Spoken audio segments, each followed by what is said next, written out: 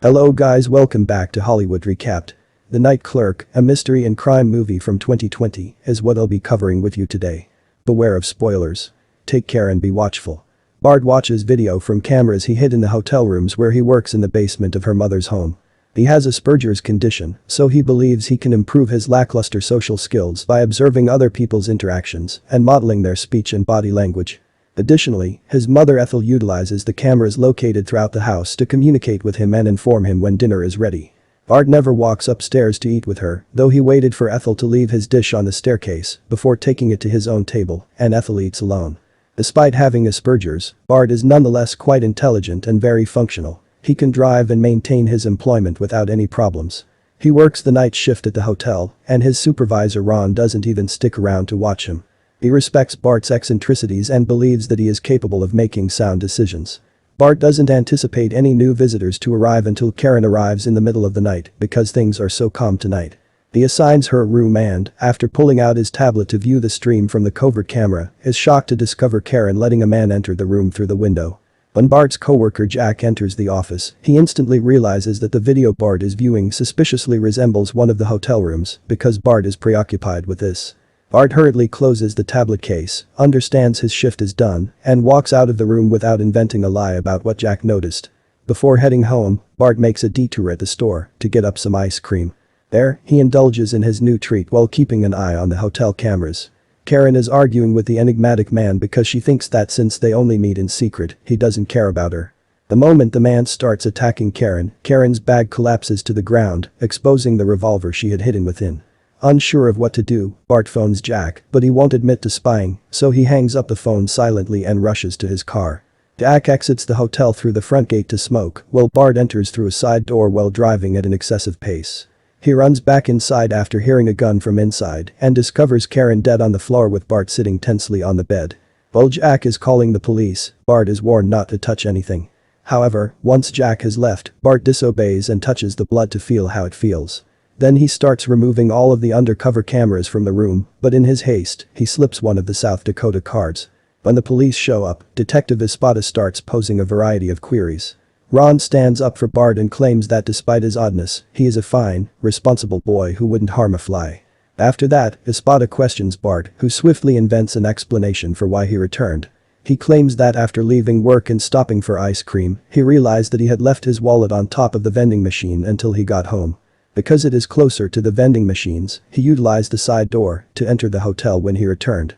Espada, however, continues to be wary of him due to the blood on his hand and the reality that if the wallet story were accurate, Bart would not have been able to purchase the ice cream. Detective Nick Peretti, Karen's husband, arrives later at the police station to identify the body. He also confirms that Karen was carrying a gun for protection, but he is baffled as to why she would be in a hotel in the middle of the night. Ethel also shows up at the station and causes a disturbance because she thinks the police mistreated a youngster with special needs. She tells Espada to stay well away from them and takes Bart with her. When they return home, Ethel asks Bart whether there is anything he needs to say to her, but he stays silent and simply stoops down so his mother can comfort him by kissing the top of his head. Bart rewatches Karen's video that evening and notices that the killer has a bird tattoo on his arm while Espada spends his time learning about Asperger's syndrome. The following day, Ron tells Bart that although he doesn't want to fire him, it wouldn't be right to keep him there anyway, so he will be moved to a different place. Bart readily accepts because it is the same layout, same shift, and same routine. On his first night there, Bart runs across Andrea, a frequent visitor to the hotel who recognizes him right away. Andrea tries to talk to Bart despite his apparent lack of interest in her and doesn't get very far because of his discomfort.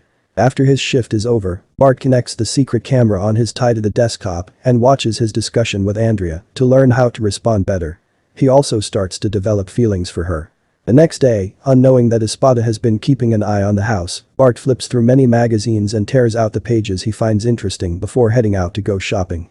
Bart runs into Andrea at the store, who once more doesn't mind him being there and keeps him comfortable while chatting. Andrea acknowledges that, although her brother had Asperger's, he wasn't as functional and couldn't hold down a career or do anything else. He spent a lengthy period in a facility before passing away. Bart is doing really well, Andrea says, complimenting him on all his experience with people. However, when the issue of death is brought up, Bart becomes uneasy and decides to depart without making a purchase. When he gets back home and reviews Karen's video, he notices one of his South Dakota cards is gone. Ironically, the cops are now discovering that exact same South Dakota card at the hotel. Espada brings the South Dakota card to the police station and shows Nick the video, but because it only displays the subject's feet, they are unable to be certain of their identities. Nick wants Bart to be imprisoned since he is certain that Bart installed the covert cameras, but Espada says he has not enough evidence to prove it. In addition, spying is not the same as murder. After that, Jack is questioned by Espada, who learns about Bart's iPad and the strange film he recently watched from him. As Bart begins his shift, Andrea kisses the person who dropped her off at the hotel and enters the building. When she stops by the front desk, Bart informs her that he worked on the air conditioner in her room, so she might notice some things have been rearranged. Andrea doesn't question this, but the truth is that Bart didn't actually mend anything. Instead, he simply used the opportunity to re-hide his cameras. Andrea can't fall asleep in the room because she drinks too much.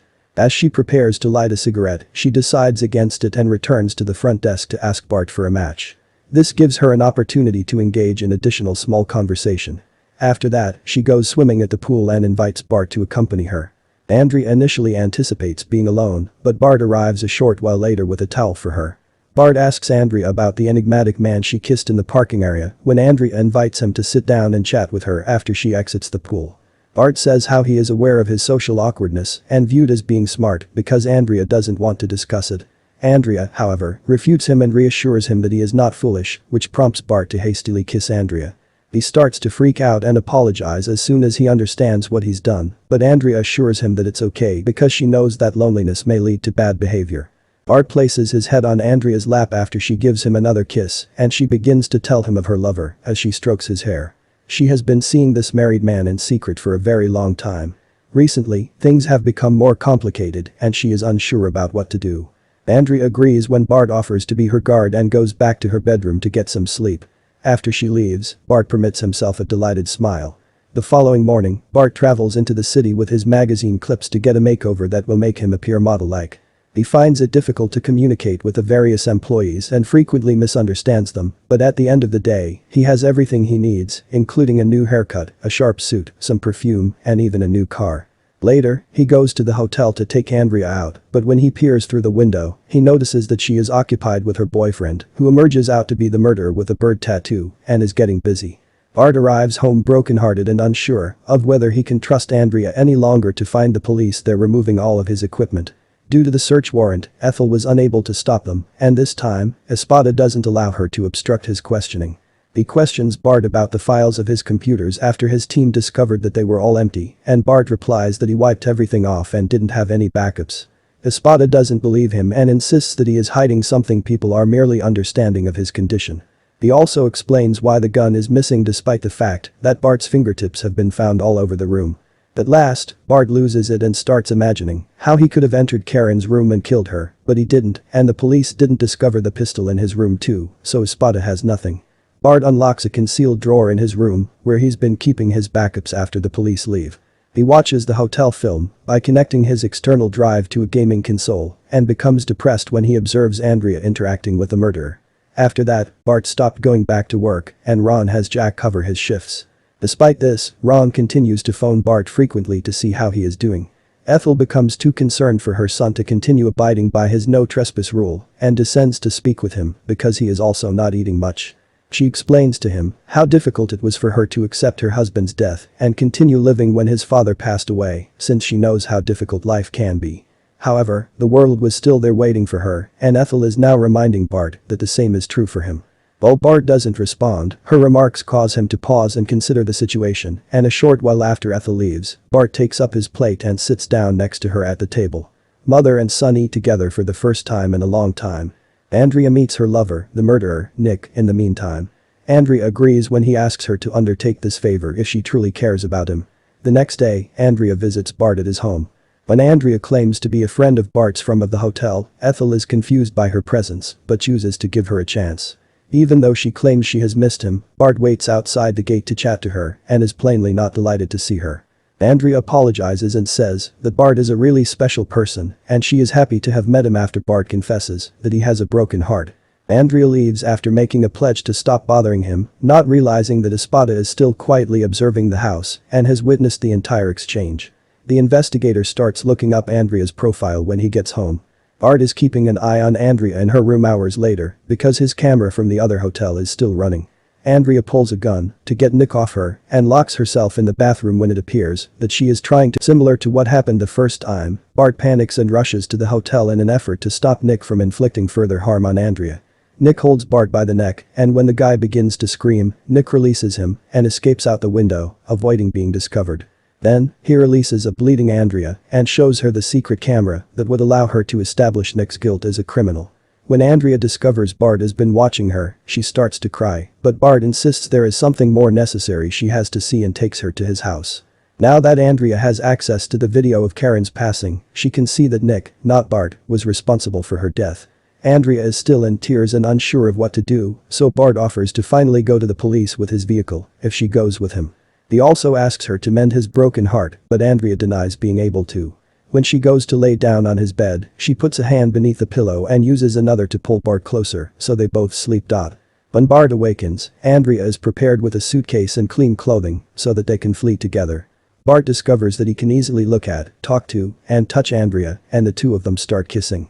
When Bart finally wakes up, he finds it was all a dream. Bart notices Andrea has left and has taken his external drive because she has been cooperating with Nick all along. At the same moment, Espada enters Andrea's room and discovers her bloodstained towel and the hidden camera. She only approached Bart in order to steal the proof of his lover's crime, and she also left Karen's revolver under the pillow. While contemplating his options, Bart gets the revolver and plays to some of his footage of Andrea before making a very drastic decision. After Ethel calls the police, after hearing a gunshot upstairs, Espada shows up with a few officers and enters Bart's room. They discover the video of Karen's murder playing on the computers, an envelope containing all the South Dakota cards, and a note from Bart expressing regret for keeping his identity a secret earlier. Bart, however, is not to be found.